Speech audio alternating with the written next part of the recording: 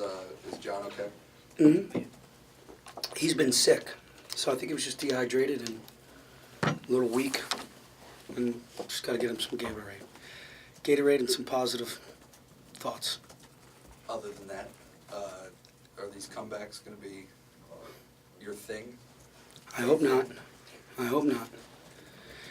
I think if we can play the way we played in the second half of tonight, second half of Cornell, the second half of Charlotte, the last 4 minutes of USC, if we can kind of put that together, I think you got a really good ball club. And we got a lot of different pieces. And you can go down to the end of the bench a little bit, which is nice to have. It's a nice problem to have. Was that specifically, DJ mentioned the depth as helping in that run to start the second half. Did you feel the same way? Yeah, we made an adjustment at halftime. We started Gino and Jordan. We needed to get stops, and they brought us energy. They did a really, really good job. I mean, I think we were back in the game right around 2 minutes, less than 2 minutes. That's a really good Akron team. Before I go any further, watch them film on them, watch them down at Charleston. That's a really good team with a lot of different pieces. I mean, I wouldn't want to see them late in March. Pat, DJ said that you kind of called into question their pride, how much pride they had at halftime. You looked like you were pretty much fuming walking off the court. Can you tell us what message you were attempting to get across to them? No, that was it. We always like to give them, 5 things that we need to adjust or work on. And we didn't need 5, They shot 60% from 2 and 42% from 3. And, I mean, and we're throwing the ball all over the place, and we were walking around, and there was no energy, no juice. And then sometimes you just got to really, it comes down to wearing the jersey, taking pride in wearing the jersey. Taking pride of everything we've been through here the last 3.5 years. At some point, that's got to come out. There's got to be a fire in those bellies, in that locker room, that's tired of it. That's just tired of it. And I think that's what you saw in the second half. And did you invoke Puerto Rico? I mean, being handled by these guys pretty well a couple of years ago? It may have been mentioned. There was a play, I think, in the second half where Gino didn't throw it ahead to somebody, and at the break you kind of just went like this. But that was one of the only times you guys didn't push it. Obviously, that's easier to do when you're getting stops, but was that really a point of emphasis to get opportunities in transition to really get some easy ones after not getting easy ones in the first half? You're correct, but when you get stops, you can get some easy ones. When you get stops, the toughest thing in the game is transition defense. So you got guys scrambling, you don't have the right matchups. So you get stops, you're able to do that. Now, there was a point in the game where I'm always a big fan of going, win the game, play to win. Play to win. There was guys up the floor that were open. We could have got a layup, and we would have went up, I think, 5 or 6 maybe.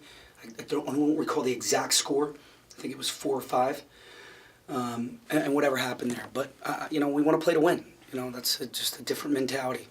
Then we kind of shortened the game, which is fine. And then he's a great coach. He started fouling, and it worked. And it worked. And we had guys that are very good foul shooters. Gino Thorpe's our best foul shooter right now. John Johnson is a very good foul shooter. For whatever reason, he's not shooting at a great clip. DJ misses one. So they don't make it easy on me, do they? Coach, you had you said you wanted the extra juice and you got it. But what else went into the 15-0 run at the beginning of the half? I just, it really came down to pride, and it really came down to playing hard, and it really came down to having faith in one another and trying to get it done. I win or lose tonight, I was more about, we better finish this 20 minutes off like a Penn State basketball team. We've worked too hard over the past few years of getting ourselves to defend and rebound and play hard. For us not to do that for an entire half, it bothered them, it bothered me, and we just got together and we tried to change it. And I'm not making any excuses for Akron. They've been on the road for a long time too, so they might have been a little winded in the second half there. How big is it for Jordan to have a game like this where he influences plays around the rim, gets the rebounds that maybe he hadn't gotten in these past few days? You talked about balls hitting the hands and just not getting Yeah, I saw a different kid out there in the second half. Maybe you started him and he found newfound energy, and he was all over the place blocking shots. He has 6 rebounds and played great defense. Was in his spot, finished. Just did some little things that we need him and Donovan to be an elite team. We really do. We need those guys to step up for us and play the way they played in the second half. And they know it. They know it. But just go have fun doing it. I don't want to put too much pressure on them. I think they're being talked about so much that you go out there and they're trying to play perfect.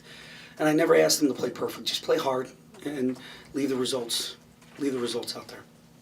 We started the second half on a 16-0 run. Did you feel like those two, Jordan and Gino, had a lot to do with that? And did you think it would work that well, making that switch? I think it did. Shep wasn't having one of his best nights. That's going to happen. Everybody's going to have a bad night. This is what's great about the kid. This is why he's such a winner. He's totally fine with it. He just wants to compete. He just wants to win. If he's in, he's in. If he isn't, he's okay. He just wants to see the team play well. I do think Gino, his tough defense, he's tenacious on the ball. And I think having a rim protector, the way Jordan played, I think it really helped us. What was the explanation they gave you for why Gino got technical in the first half? You know what? As soon as I heard they were going to shoot 2, I kind of just I had a mini blackout. I had to walk down the end to the sideline. You were able to use the zone to kind of stop them from shooting threes. A lot of times people think of that as, how did that end up working out for you? Did you like it?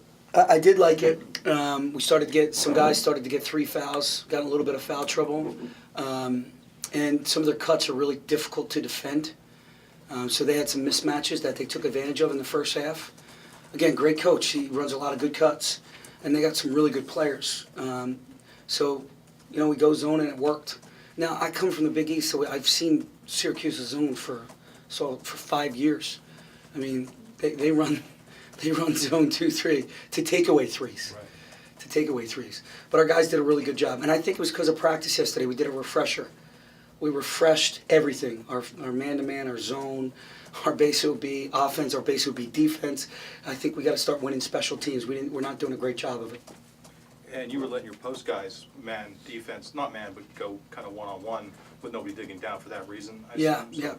Yeah. We don't want to give up threes. And they were shooting the ball really well. Anything else? Well, just one more. Brandon hit some pretty big, in the moment shots. Yeah. And that's kind of new for him this year, I feel like. Yeah, he got hot at the right time. He got hot, and they were feeding him, too. They were feeding him. DJ passed up a 3 to give it to him, which just shows you what he's all about. He sees a hot hand, and he gives it up. Special kid.